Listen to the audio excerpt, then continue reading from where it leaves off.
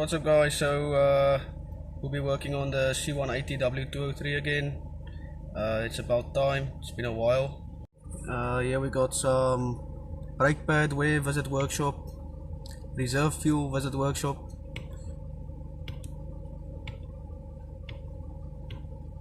and it gives me the coolant level warning as well, but it's not showing it now. So today I'm gonna show you how to service your car again. Let's start off with taking off the oil cap. Okay, and then I got some engine flush, liquid moly engine flush, because I just wanna make sure all the nasty buildup and stuff is out of the engine, just to give it a nice clean and service. Basically, it just tells you to pour this into your engine and idle it for about 15 minutes.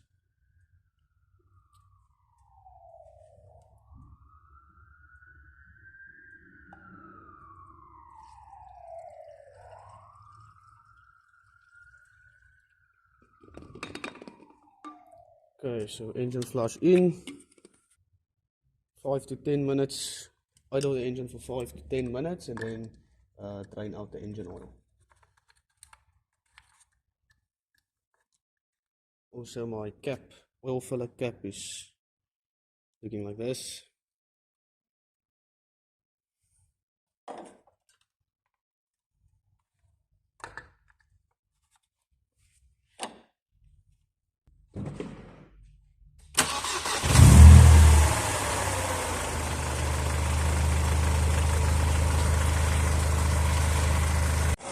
Okay, so I'm letting the engine idle now for about 5 to 10 minutes, and you can hear this power steering pump, it's noisy. There's also another sound coming from the engine, not sure what that's about. I'll check that out now when I'm doing the service.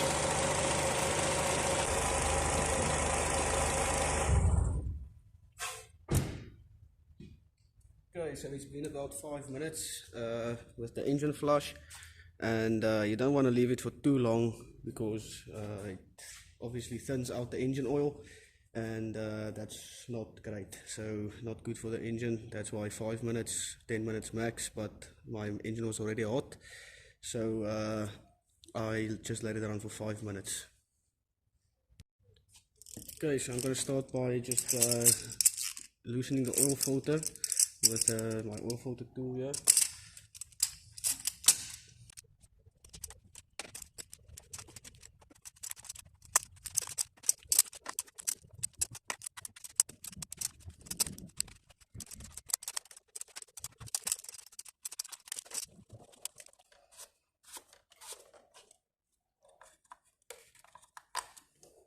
Okay, so there's not a lot of space to work with here, and also my tool keeps hitting on that bolt there.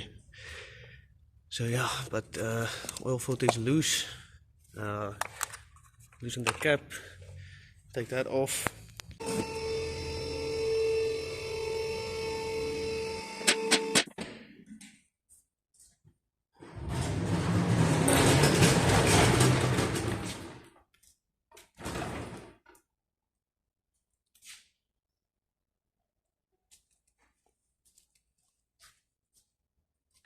There's some oil that came from the oil filter there.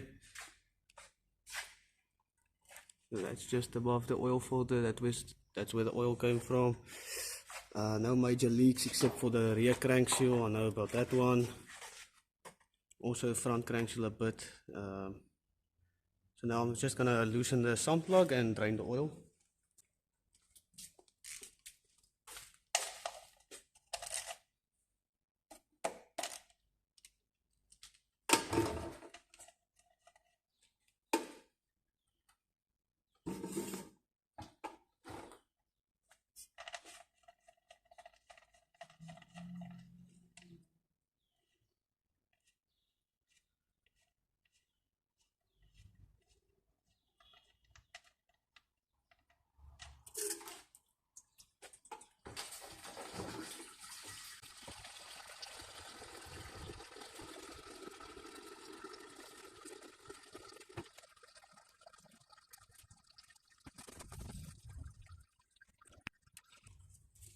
So now that the engine oil is finished draining, got my sump plug here.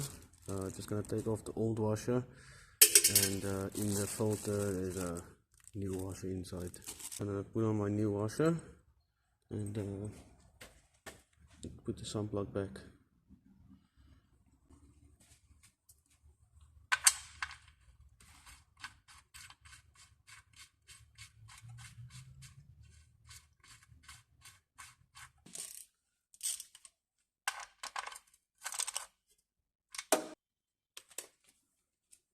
Stove back to spec.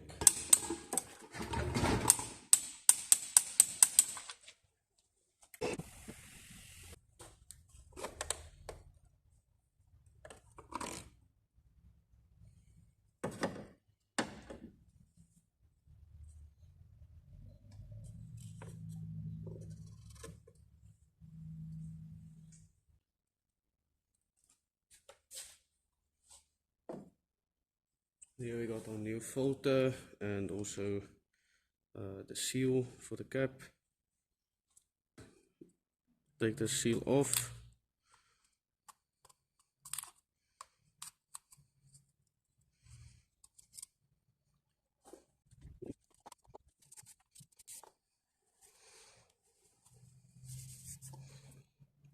Put on the new seal.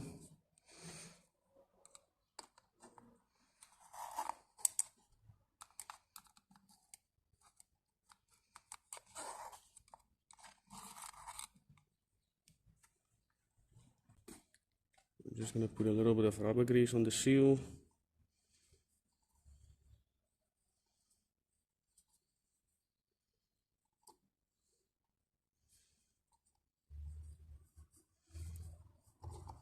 And I can just go ahead and install this new filter.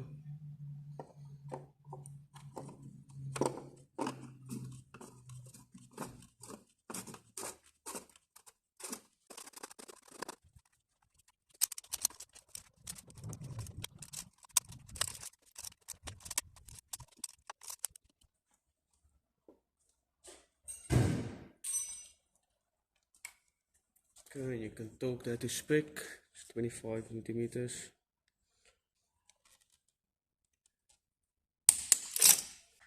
Okay, now I'm going to pour in the new engine oil. It's a 10W40 Shell Helix I'm using.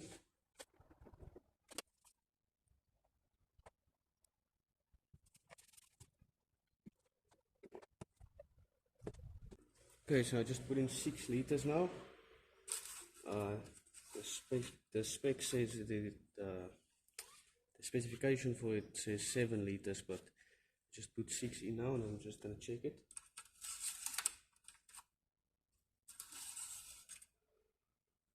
As you can see there, it's just below, but it's going to drop a bit with the first start, and then that filter takes some of the oil. I'm also going to use this Prolong engine treatment, just a bit of additive to thicken up the oil, because there is a bit of a noise, not a noise, but you know, a little bit of a lifter tick and all that. So just going to use this Prolong engine treatment to quiet it down a bit. So that's 6.5 liters. Might add another 500 once we check after the car's been started. But that's full on the top max mark there.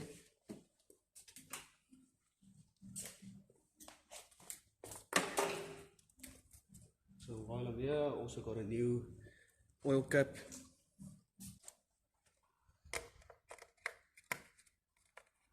Okay, there's a new oil cap. Start the car up and then check the oil.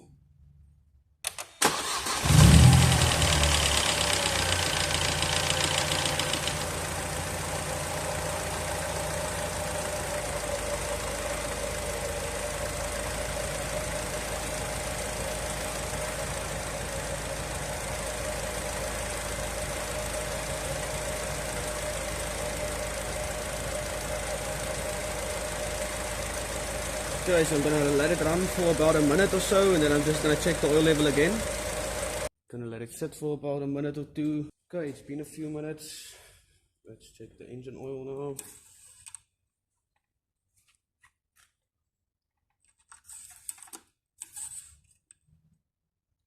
So yeah, it's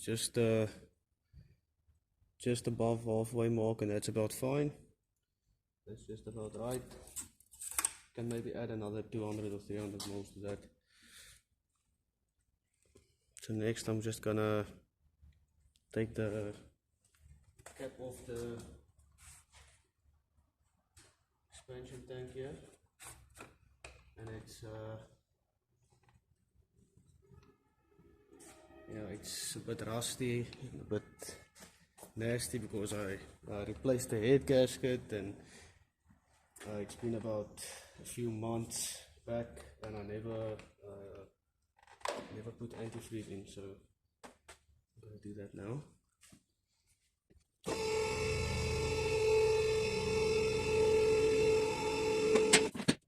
Okay, so here we have the drain, and it's just a flat screwdriver to open that up. So you can open that up. I usually just take the whole thing out.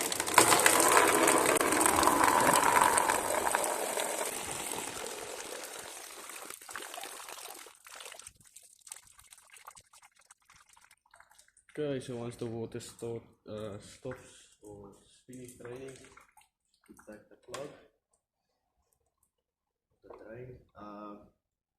So because it's been a while without antifreeze, and you can see the water there. It's pretty milky and like rusty. So I'm gonna put clean water again, and then I'm just gonna do that 2 times till the water comes out clean, and then I'm gonna put the antifreeze in. Okay, so that's the second time the water's been drained, and it's still a bit rusty and stuff, so I threw in some clean water again, so just to check again.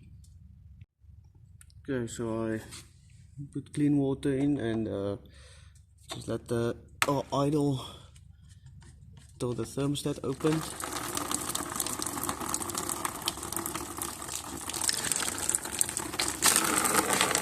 That's looking a lot better already, so I think she's ready for some antifreeze. Don't forget to open your cap.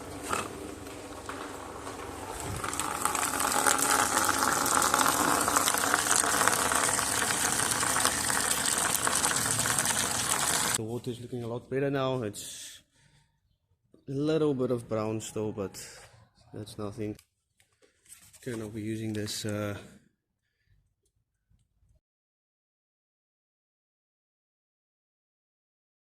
okay, so with the coolant finished, I'm just gonna take the dust filter out and clean the dust filter, because it's relatively new and it's not that bad, so I'll just clean that.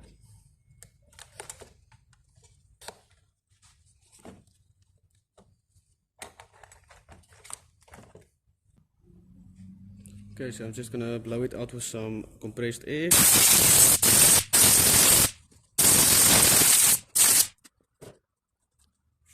Then we can install it back into the cover here.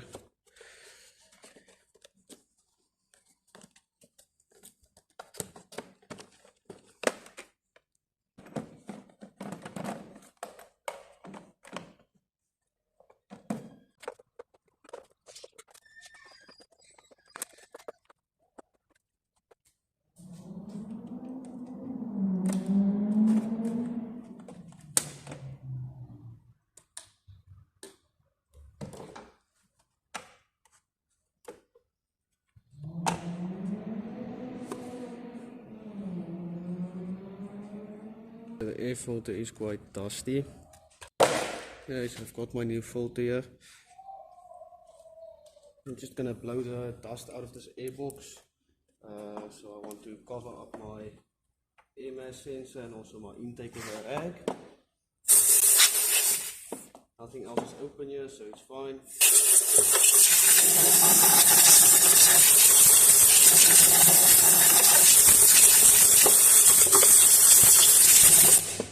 Okay, so just blow out some of that dust.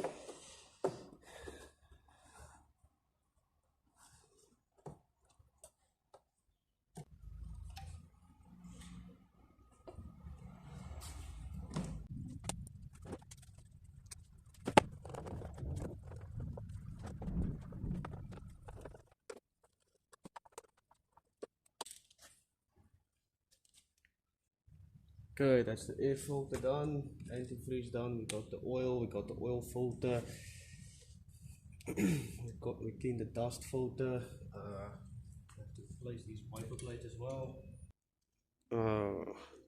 I guess you don't see that, but I replaced the wiper blades. Easy, just slides in and slides out. Also have to replace this bonnet shock here. This one's it's not holding up anymore. So I'm gonna replace the spark plugs as well. So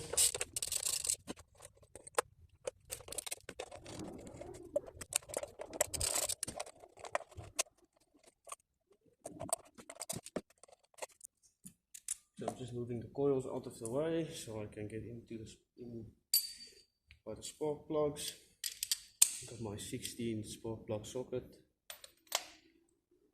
Gonna need a bit more extension.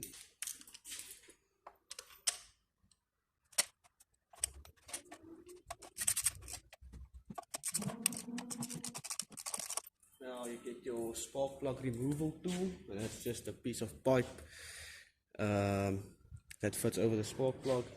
Push it in there, over the spark plug, and turn it out.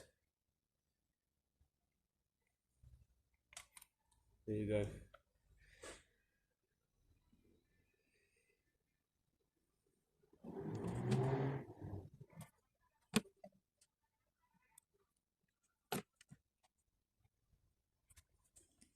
Okay, and you can just take one of the old plugs, get the new plugs, just put them side by side and then just check if the length of the plug is the same. In this case it should be fine. Always check the gap just to make sure. You don't have to be precise with the gap. Being precise with the gap is obviously better, but I can see that that's about almost a mil of clearance there, and or gap there, and that's about right. Just check that it didn't fall maybe while it was in the box and it closed the gap. I've had that happen to me before, where I bought new spark plugs, didn't check if the gap was correct, just installed the spark plugs, and the guy had a misfire. It turns out one of the plugs must have fell and the gap closed up. So just check that. You just use this pipe to enter the spark plug again. And it's same for all those plugs. Just check the gap, make sure there is a gap and that it looks about right. Take your spark plug remover and installer tool, and there you go. Easy.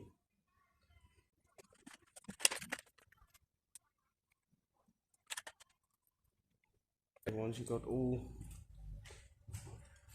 spark plugs in, you can get your torque range and torque it to spec, because I'm talking 28 Newton meters.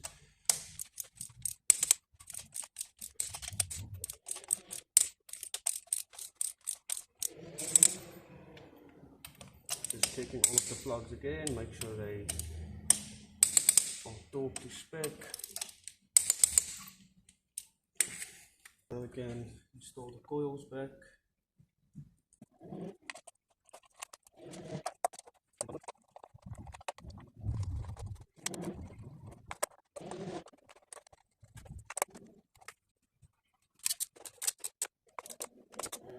Don't really have to tighten these down a lot, because as you saw, like this one is stripped already and that one is stripped already, because these cap covers they break easily. So if you tighten this too much, definitely gonna break one of those.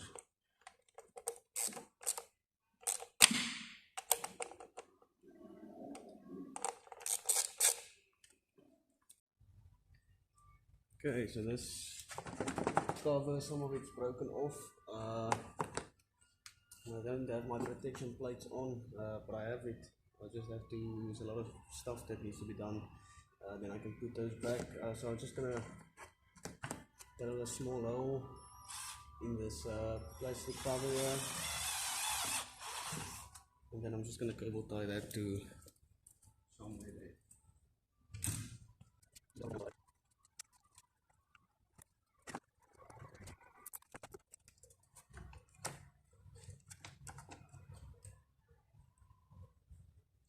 Wrap it to that aircon pipe there.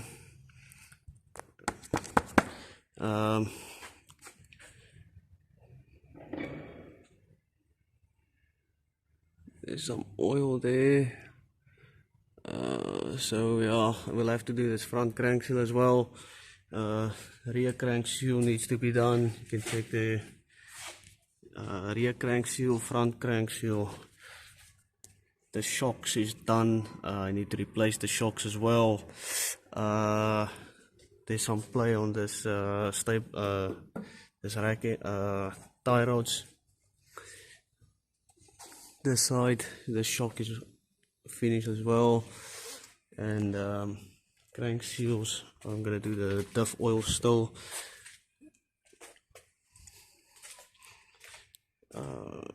That engine mounting there, also need to replace that.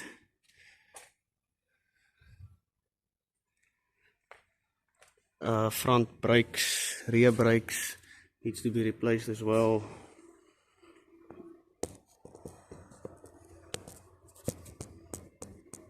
Can't really get in there now, but no. So the stuff with the service that we've done now is the oil filter, air filter, dust filter. I still need to do the fuel filter, but this one is not the correct one.